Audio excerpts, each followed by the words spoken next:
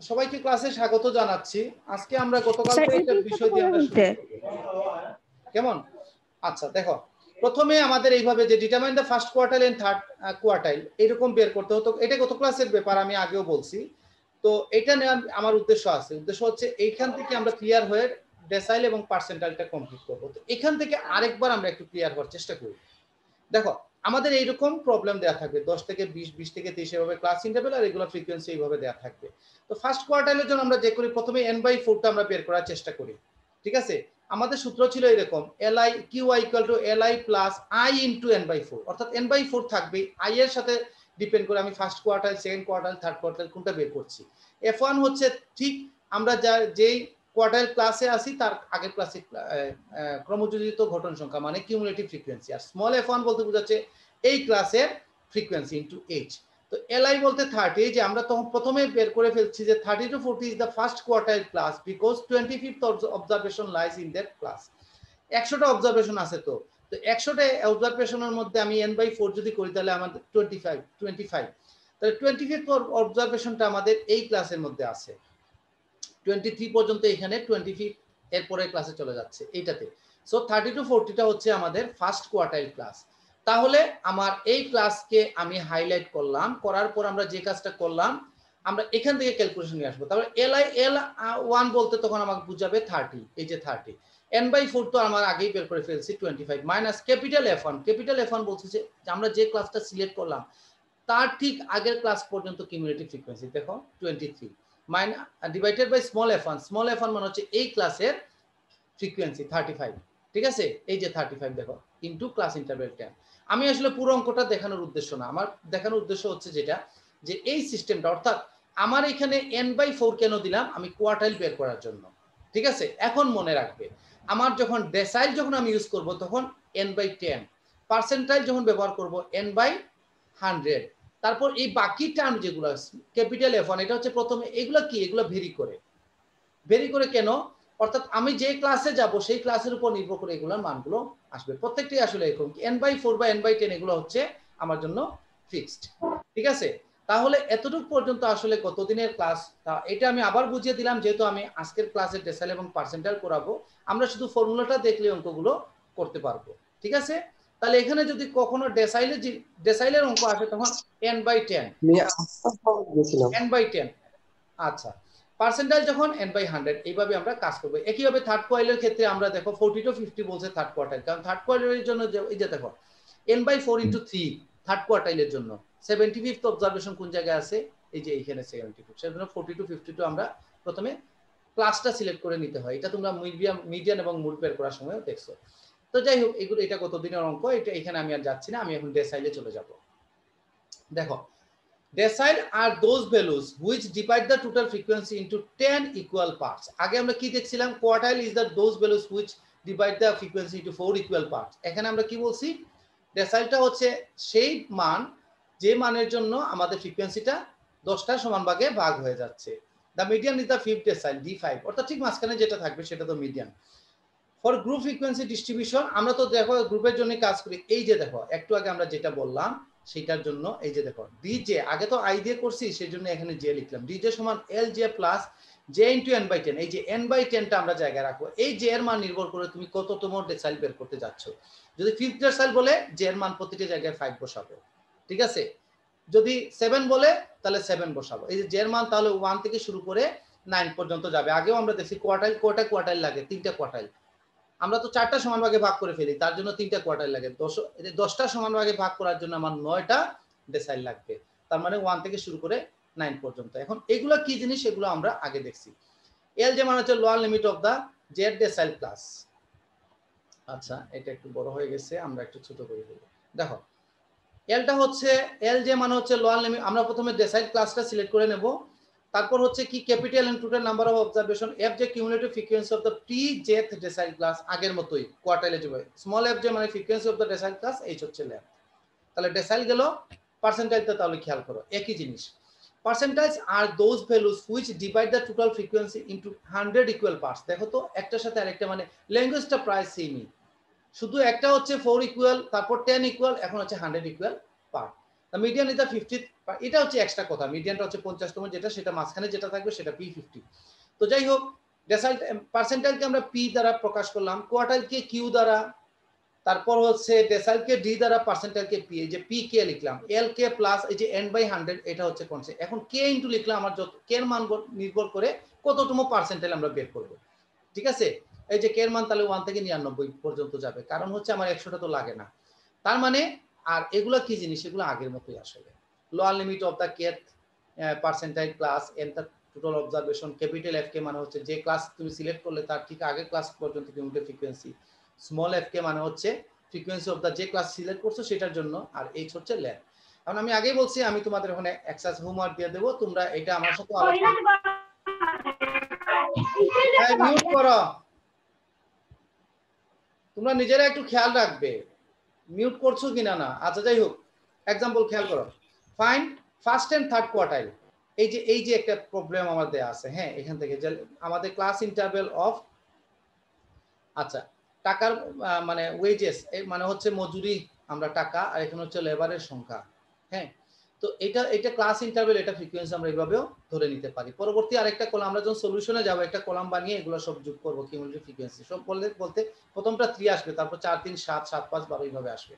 একেবারে শেষে আনসারটা আসবে, এটা টোটালটা সমান 7 7 5 12 22 28 32 35 আসবে, ঠিক আছে, 35টা। তো যাই হোক, 7 ডেসাইল 62 পার্সেন্টাইল, এগুলো হচ্ছে কি 62 পার্সেন্টাইল বের করতে গিয়ে অবশ্য আমাদের একটু ঝামেলা হবে, কারণ হচ্ছে n/100 দিয়ে যখন আমি 62 গুণ দিয়ে দেবো, তারপর একটা ফ্র্যাকশন চলে আসতে পারে।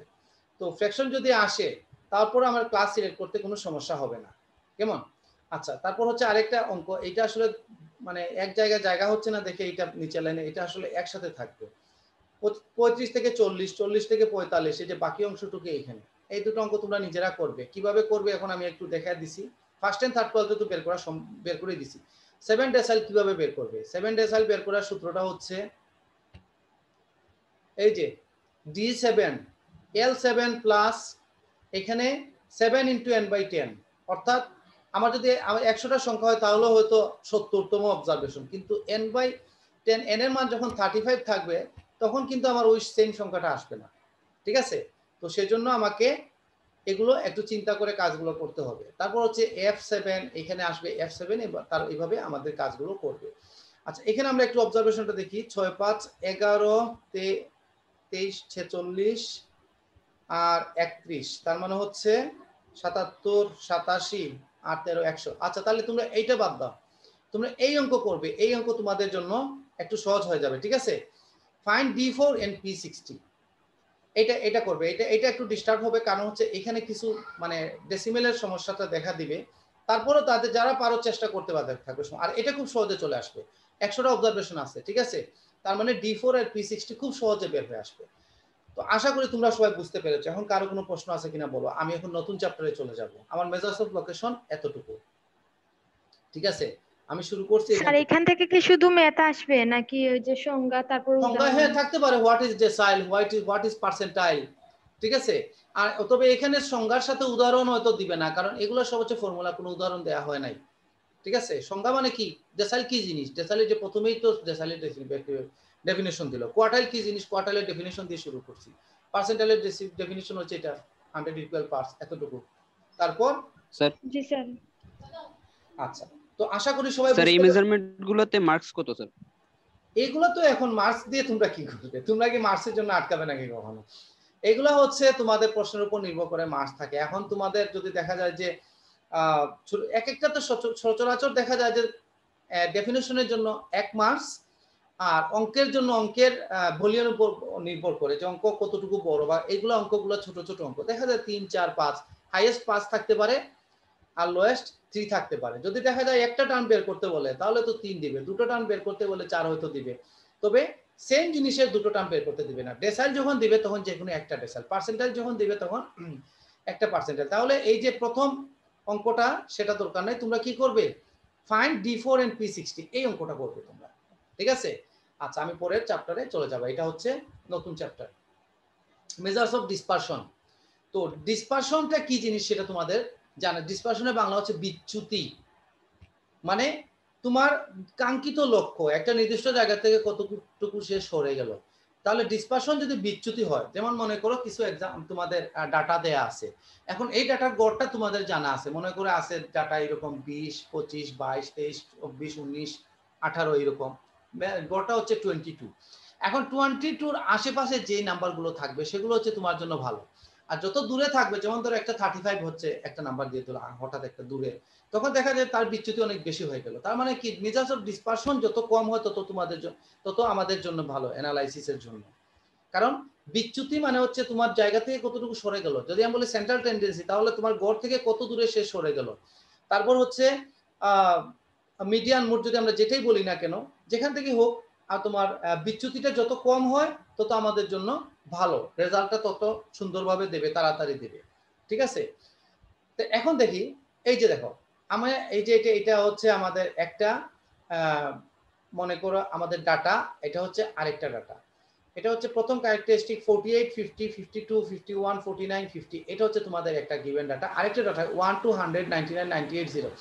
তোমরা দুটা যদি গড় করা দেখা যাবে এভারেজ আসলে দুটারই 50 আসতেছে। কিন্তু তোমাদেরকে যদি কেউ চুজ করতে বলে যে মনে করে এইগুলো নাম্বার, তাহলে কোন গ্রুপটা ভালো, তাহলে গ্রুপ তোমরা নিশ্চয়ই প্রথমটা সিলেক্ট করবে। কারণ কি, এখানে দেখা যাচ্ছে এবারে যে সবাই ধারে কাছে ভালো নাম্বার পাচ্ছে, এখানে একজন একেবারে কম, একজন একেবারে খুব মাথায় উঠে গেল, চূড়ায় উঠে গেল, তাহলে এই ধরনের ডাটাগুলো আমাদের পছন্দনীয় না। তো সেটাই বলছি আমরা যে এইখানে ডিসপারশনটা খুব বেশি আর এখানে ডিসপারশনটা খুব কম। তার মানে ডিসপারশনটা যত কম হয় তত আমাদের জন্য ভালো। এখন দেখো ডিসপারশনের ক্ষেত্রে কিছু আমাদের ক্যারেক্টারিস্টিক আছে। প্রথমটা হচ্ছে আমরা যে ডিসপারশনগুলো ইউজ করব সেটা সম্পর্কে আমাদের এখানে বলা হচ্ছে যে এগুলো অবশ্যই রিজিডলি ডিফাইন হতে হবে, easy to calculate and understand হতে হবে, based on all the observation হতে হবে, should be suitable for further algebraic treatment. একটা জিনিস বের করলে সেটা যদি অন্য জায়গায় কাজে লাগাতে না পারি তাহলে তো হবে না। Should be less affected by sampling fluctuation, কম তারতম্য হলে ভালো, স্যাম্পলিং ফ্লাকচুয়েটের ক্ষেত্রে কম তারতম্য। তো এটা কি জিনিস, এটা হচ্ছে আসলে এমন কিছু না, এটা হচ্ছে ক্যারেক্টারিস্টিক, হচ্ছে আমরা যেগুলো নিব সেগুলো যাতে এটার মধ্যে থাকে। এটা আমি তোমাদের জাস্ট প্রিলিমিনারি একটা বিষয় নিয়ে আলোচনা করলাম। এখন ডিসপারশনের মধ্যে কি কি আছে আমরা একটু দেখি। Following are the measures of dispersion. প্রথমে আমরা দেখব অ্যাবসলিউট মেজার্স, তারপর হচ্ছে রিলেটিভ মেজার্স। অ্যাবসলিউট মেজার্সের মধ্যে কি আছে? Range, quartile deviation, standard deviation, mean deviation, এই চারটা আছে। Range, quartile deviation, standard deviation, mean deviation. আর রিলেটিভের মধ্যে আছে কি, এগুলোর উপর বেস করে আসছে কোএফিসিয়েন্ট অফ কোয়ার্টাইল ডেভিয়েশন। এই যে কোয়ার্টাইল ডেভিয়েশন থেকে আসলে আমরা নিয়ে আসবো এটা, অর্থাৎ কোয়ার্টাইল আমরা বের করছি না, সেই কোয়ার্টাইল থেকে আসলে কোয়ার্টাইল ডেভিয়েশন গুলো ক্যালকুলেশন নিয়ে আসে। কোএফিসিয়েন্ট অফ ভেরিয়েশন, কেমন?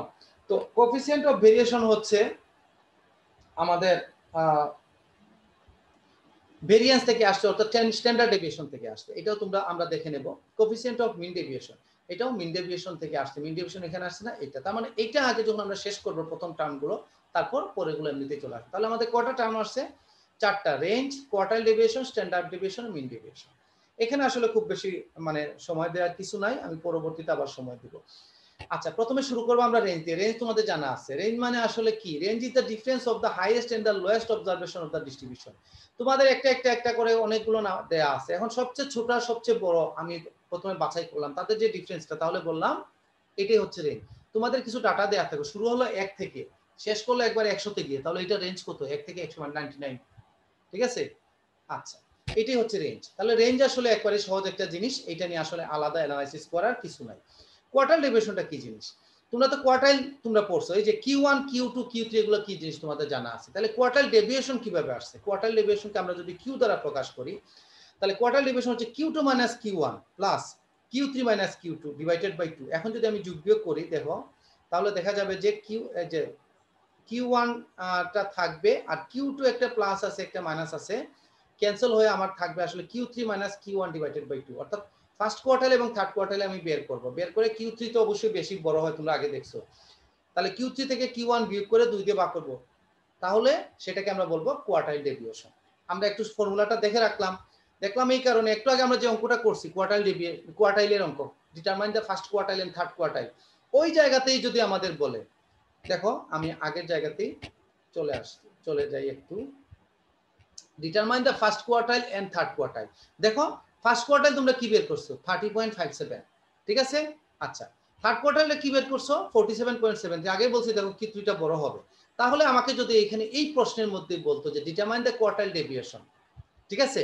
খেয়াল করো তোমরা, আমি কিন্তু এই অঙ্কগুলো আলাদাভাবে করাচ্ছি না, কারণ তোমরা একটু মনোযোগ দিলেই এই জিনিসগুলো বুঝতে পারবে, সেই জন্য আমি আর এক্সট্রা এখানে সময় নষ্ট করছি না। দেখো, তার মানে এই অঙ্কের মধ্যে কোয়ার্টাইল ডেভিয়েশন দিলে তোমরা কি কাজ করতে, Q3 মাইনাস Q1 দিয়ে ডিভাইডেড বাই 2, তার মানে কোয়ার্টাইল ডেভিয়েশনটা বের হয়ে গেল, ঠিক আছে? তাহলে আলাদাভাবে আমাদের অঙ্ক করা আসলে দরকার নাই, যে অঙ্কগুলো আমরা করছি ওখান থেকে কোয়ার্টাইল ডেভিয়েশনটা বের করে ফেলা যায়। ওকে, আমাদের আসলে মূল জায়গায় এখন আসবো, স্ট্যান্ডার্ড ডেভিয়েশন। এখান থেকে আমাদের ঝামেলাটা শুরু হয়ে গেছে, আমরা কিভাবে সামনের দিকে আগাবো। আচ্ছা দেখো, স্ট্যান্ডার্ড ডেভিয়েশন কি বলছে, the arithmetic mean of the, আচ্ছা আমি এখান থেকে এই ভিডিওটা একটু সরাই। The arithmetic mean of the squares of the deviations of the given observations from their arithmetic mean is known as variance. The positive, কথা বলো না, the positive square root of variance is known as standard deviation. তার মানে প্রথমে ভেরিয়েন্সের সংজ্ঞা দিল, তারপর standard ডেভিয়েশনের সংজ্ঞা দিল। তাহলে ভেরিয়েন্স আরেকবার আমরা দেখি কি বলছে। অ্যারিথমেটিক মিন, কিসের অ্যারিথমেটিক মিন বের করব? The squares of the deviation, পার্থক্যের বর্গ। এখন আসো কিসের পার্থক্য নেব আমরা, তারপর বর্গ করব। Given observation from their arithmetic mean, অর্থাৎ অবজারভেশন এবং অ্যারিথমেটিক মিন, একটা আমাদের ডাটা যখন দেয়া থাকবে অবজারভেশন, তখন একটা একটা করে মনে করো ডাটা দেয়া থাকলো, ঠিক আছে? তখন তাদের একটা অ্যারিথমেটিক মিনও বের করা সম্ভব। তখন একটা একটা করে অবজারভেশন থেকে যখন অ্যারিথমেটিক মিন বের করব, পার্থক্য বের করব, একটা পজিটিভ আসবে একটা নেগেটিভ। অর্থাৎ আমার যদি অবজারভেশন বড় হয় আর মিন ছোট হয় তখন প্লাস আসবে, অবজারভেশন যদি ছোট হয় আর মিন বড় হয় মাইনাস আসবে। কিন্তু যেহেতু স্কোয়ার বলছে, তাহলে অবজারভেশন আর অ্যারিথমেটিক মিনের মধ্যে পার্থক্যের স্কোয়ার যখন করব, তখন আগে কোনটা দিলাম, এক্স বার মাইনাস এক্সআই অথবা এক্সআই মাইনাস এক্স বার, সেটার কোনো বিবেচ্য বিষয় থাকছে না, ঠিক আছে?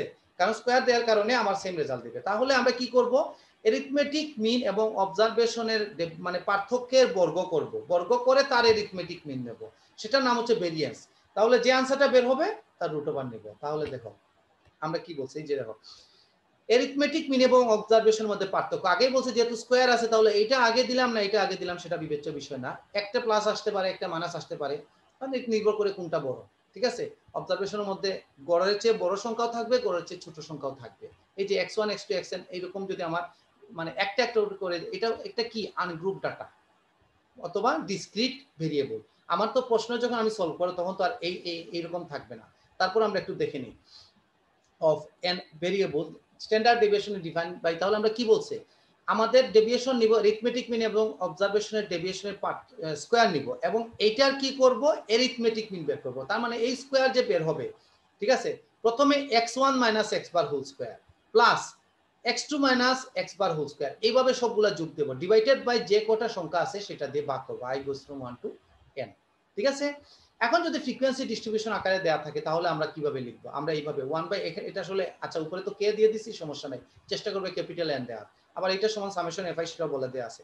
তার মানে আমরা তখন দেখি কি, এই যে জায়গাতে এক্সআই আছে মনে করো পুরো ফাংশনটাকে আমার চিন্তা করতে হবে, তার আগে এফআই দিয়ে গুণ করতে হবে, যে এফআই দিয়ে গুণ করলাম, উপরের মাথায় আমরা কে দিয়ে দিলাম 1 by n, where n is equal to summation i goes from 1 to k fi and x bar is the arithmetic mean of the distribution, ঠিক আছে?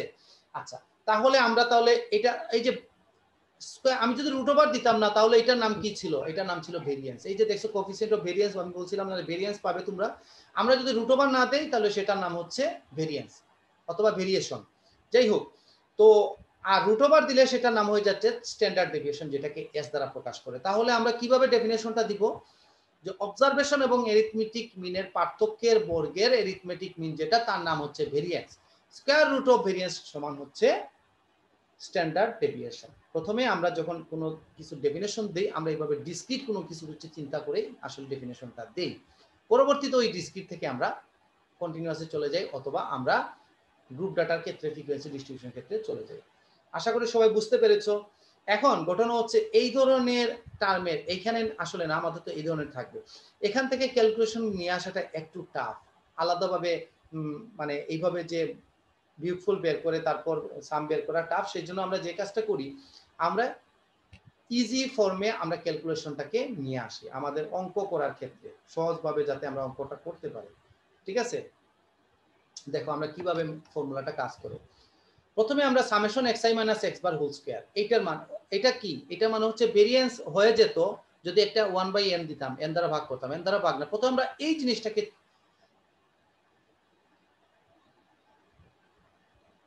আচ্ছা, আমার এখানে একটু বাফারিং ছিল, সেই জন্য আমি একটু স্টপ ছিলাম। দেখো এইটাকে একটু ভাঙলে কি আসে সেটা দেখার চেষ্টা করছি, তারপর আমরা এন দ্বারা ভাগ করবো, সমস্যা নেই।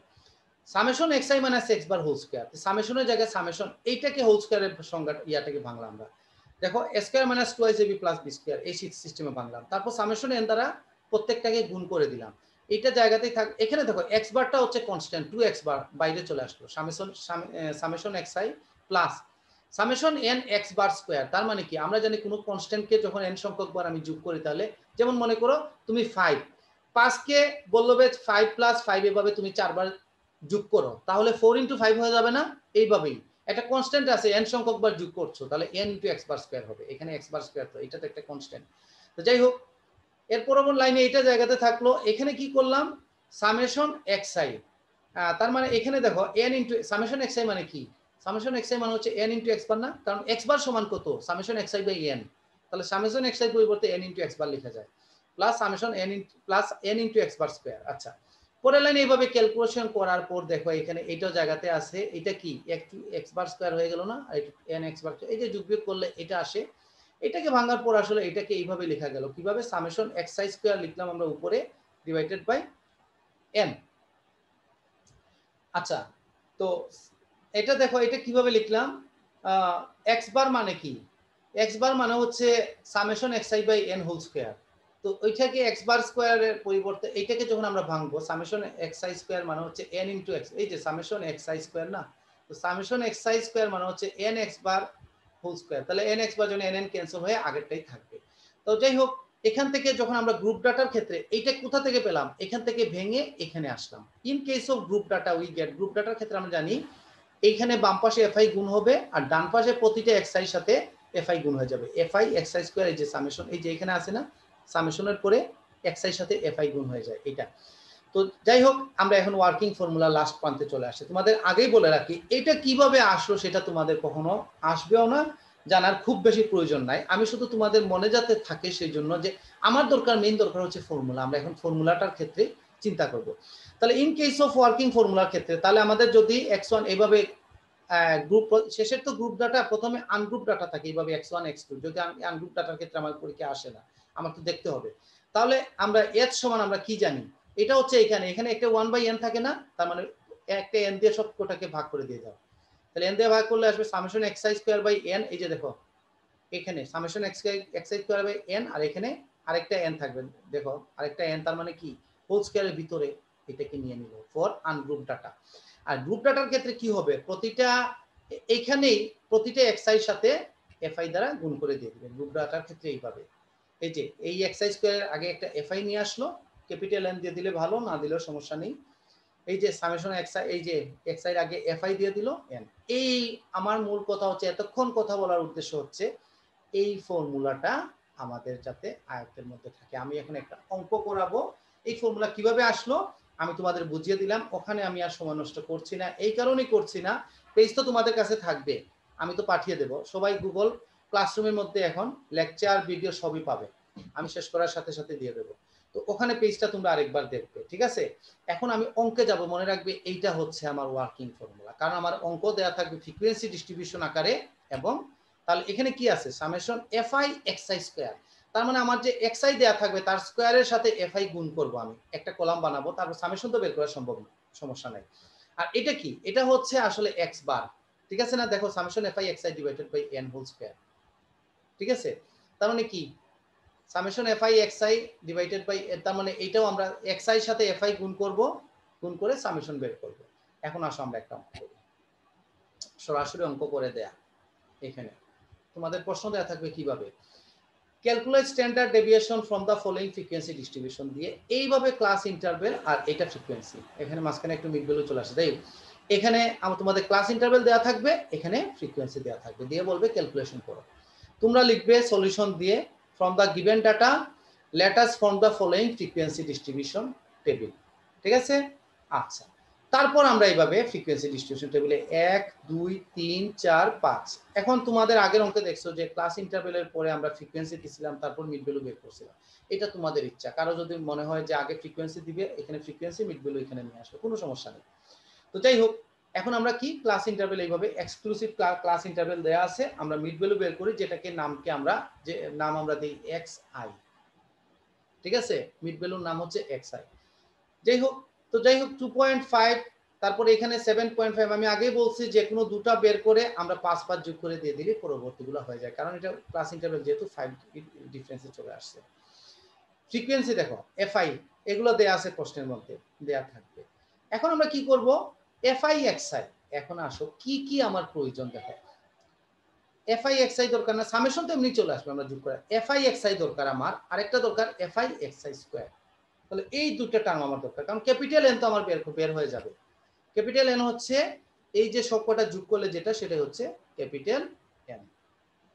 তো তোমরা দেখতে পাচ্ছ এখানে অঙ্ক করে দেয়া, তোমরা যখন করতে যাবে স্বাভাবিকভাবে একটু মনোযোগ দিয়ে খুব সাবধানে অঙ্কগুলো করবে, অনেক বড় বড় সংখ্যাগুলো আসবে, ঠিক আছে। তো আমাদের যাতে ভুল না হয়, কারণ হচ্ছে কি সবার কিন্তু এগুলা প্রায় কাছাকাছি বা সেম আনসারই আসবে। তারপর ডেসিমেলের পরে প্রথম গড় পর্যন্ত সবার সেম থাকবে, সেকেন্ড গড়ে গিয়ে হয়তো 1 ডিফারেন্স হতে পারে, 2 ডিফারেন্সও হবে না। তো সেই জন্যই একটু সাবধানতার সাথে করবে। তো প্রথম গড়টা কি বলছে, fi xi, fi xi তো বোঝাই যাচ্ছে, গুণ করে দিয়ে দিবা, দিয়ে এই গড়টা আমরা সাজালাম 2.5 * 2 5, 5 * 7.5, এটা ক্যালকুলেটরের কাজ, ক্যালকুলেটর করে কাজ করে নেবে। পরেরটা কি বলছে, fi xi স্কয়ার, তাহলে এটা কি কাজ করবে, প্রথমে xi যে জায়গাতে আছে ওইটাতে 2.5 * 2.5 বের করে ফেললে, এটার সাথে ইনটু 2 আনসার লিখে দিলে, তাহলে 2.5 * 2.5 হচ্ছে 6.25, এটাকে যখন 2 দিয়ে গুণ করবে তাহলে 12.50 আসবে স্বাভাবিকভাবে, ঠিক আছে। তো এইরকম ভাবে এটাকে স্কয়ার করলে এটা দিয়ে গুণ দিবে, আনসার এখানে, স্কয়ার করবে 7 দিয়ে গুণ দিবে, আনসার এখানে। তার মানে বুঝতেই পারছো সংখ্যাগুলো অনেক বড় বড় হয়ে যাচ্ছে। যখন পরবর্তীতে 27, 32, 37 এগুলাকে যখন তোমরা স্কয়ার করবে, তারপর ডান পাশের সংখ্যা দিয়ে গুণ করবে, দেখবে বড় বড় ডিজিট। আমার এখানে ডিজিটগুলো লেখা। আচ্ছা, তাহলে আরেকটা কথা, দশমিকের পরে কত গড় নেবে, যেহেতু দশমিকের আগে অনেক বড় বড় ডিজিট, দেখো দশমিকের আগে 5 গড় পর্যন্ত আছে, 10,631, 12,100, 8,450, 4,218, এইরকম করে আছে, অনেক বড় বড়। তাহলে দশমিকের পরে আমরা 2 গড় পর্যন্ত নিব, কেমন?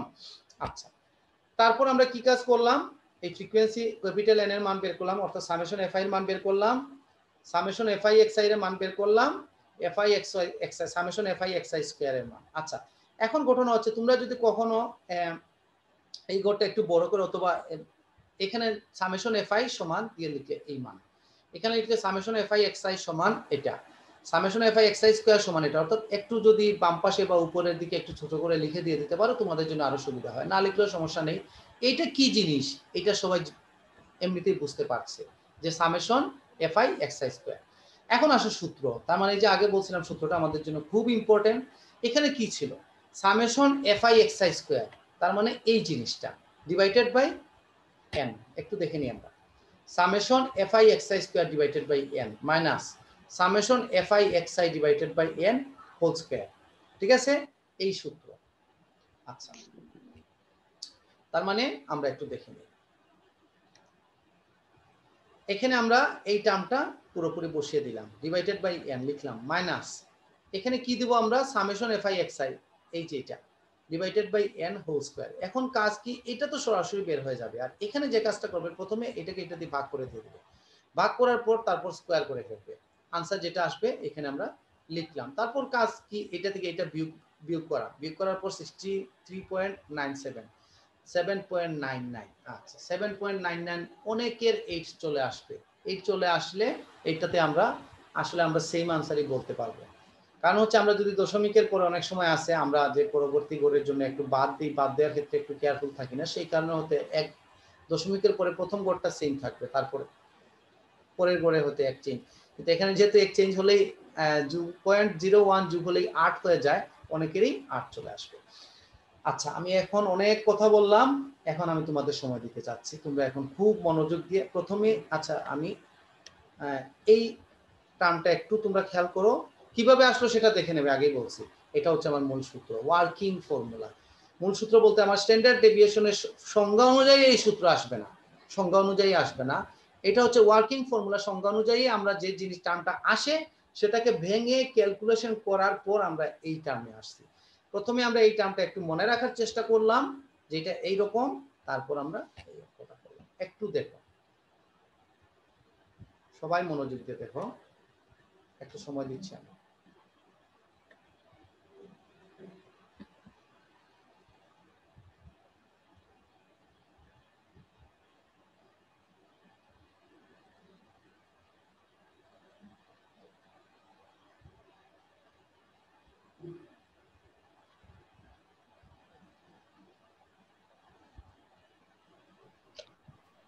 বুঝছি স্যার। এখন স্ট্যান্ডার্ড ডেভিয়েশন কি কাজে ব্যবহৃত হয় স্যার?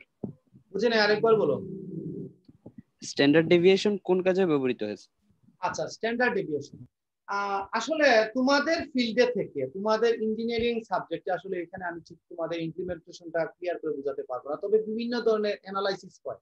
ঠিক আছে, এই যে যেমন ধরো তোমাদের এখন বর্তমানে মহামারী চলছে, কোনো একটা ডিস্ট্রিক্টকে মনে করো করোনার প্রকোপ কতটুকু, এখানে গড়ে কতজন আক্রান্ত হচ্ছে, হ্যাঁ, তো আক্রান্ত হচ্ছে এখান থেকে আবার আমরা দেখব যে এখান থেকে যে ভালোভাবে বিচ্ছিন্নভাবে আমরা যে ডাটাগুলো নিলাম, হ্যাঁ, সেটা আমি যে অ্যানালাইসিস করলাম সেখান থেকে কতটুকু বিচ্যুত হচ্ছে। আমি তো তোমাদের শুরুতেই বলছি এই যে স্ট্যান্ডার্ড ডেভিয়েশন যেটা, এটা হচ্ছে পরিমিত ব্যবধান। এটা তোমরা তোমাদের ইন্টারমিডিয়েটে ছিল, হ্যাঁ, পরিমিত ব্যবধান, অর্থাৎ ব্যবধানটা যত কম হয়, এটা কি, এটা দেখা যাচ্ছে যে বিচ্যুতিটা হচ্ছে 8, আরো যদি কম হতো তাহলে আমাদের জন্য আরো সুবিধা হতো না? আরো সুবিধা হতো। এটা মানে কি, এই যে আমি যে একটা সাজালাম, এই যে ধরো তোমাদের ক্লাস ইন্টারভেল দিলাম, এখানে ফ্রিকোয়েন্সি দিলাম, এখানে কি মিডিয়ান বা মূর্তি মাঝামাঝি একটা জায়গায় থাকবে না? থাকবে। এখান থেকে বাকি যে আইটেম গুলো চলে গেল, দেখো সেটা কিভাবে গেল, এই যে দেখো দুই পাশা, তোমরা দেখবে আমাদের বড় বড় আইটেম গুলো মাঝামাঝি কাছাকাছি থাকবে। এটা হচ্ছে একটা সব জায়গার একটা সিস্টেম। কারণ হচ্ছে এটা প্রাকৃতিক ভাবে এটা মানে এটা চুজ হয় প্রাকৃতিক ভাবে, যে আমাদের মাঝামাঝি যে থাকার একটা টেন্ডেন্সি, মাঝামাঝি থাকার টেন্ডেন্সি। এখন কোনো কারণে মনে করো এই দিকটা শুরু হয়ে গেল খুব বড়, এখানে ছোট ছোট, তাহলে এইরকম ডাটার ক্ষেত্রে দেখা যাবে যে আমাদের খুব বিশৃঙ্খলা দেখা দিচ্ছে। ঠিক আছে, তো স্ট্যান্ডার্ড ডেভিয়েশন আসলে মিন করে যে আমার কেন্দ্রের কাছাকাছি ডাটাগুলো কতটা সাজানো আছে এবং সেই ক্ষেত্রে আমার ব্যবধান যত কম হবে, আমার অ্যানালাইসিসের ক্ষেত্রে, থিসিসের ক্ষেত্রে আমি ফ্যাসিলিটি তত ভালো পাবো। অর্থাৎ এইটা মানে হ্যাঁ 7.99, এটা যত কম হবে আরো ভালো হবে।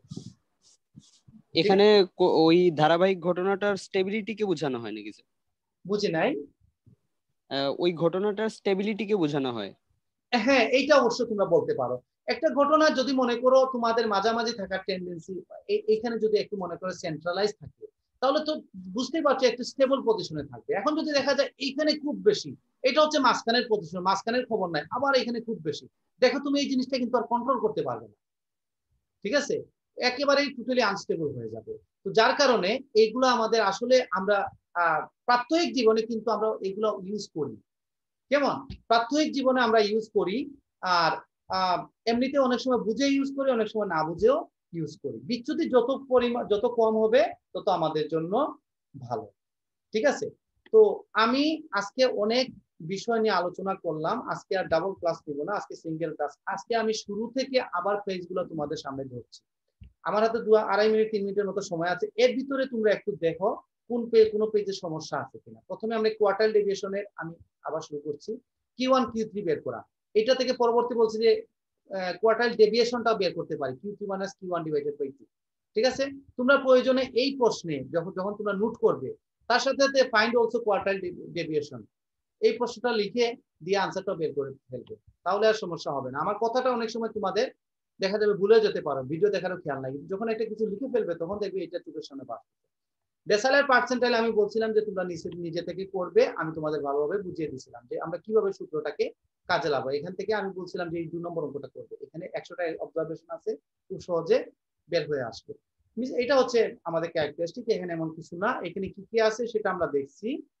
আর এখানে রেঞ্জের মানেটা কি, কোয়ার্টাইল ডেভিয়েশন কিভাবে আসে সেটা আমরা একটু দেখলাম। কোয়ার্টাইল ডেভিয়েশন আসে সরাসরি আমরা সংজ্ঞা দেই নাই, আমরা সরাসরি Q3 এবং Q1। আচ্ছা, তোমাদের মনে করো কোয়ার্টাইল ডেভিয়েশনের সংজ্ঞা দাও, ডিফাইন দিল, তাহলে তোমরা কি পারবে না? আমাদের এটা হচ্ছে মূল জিনিস, এটা থাকতে পারবে না কেউ। If Q1 is first quartile and Q3 defines second third quartile, then quartile deviation is defined as, এরকম করে দিয়ে দিবে, শেষ।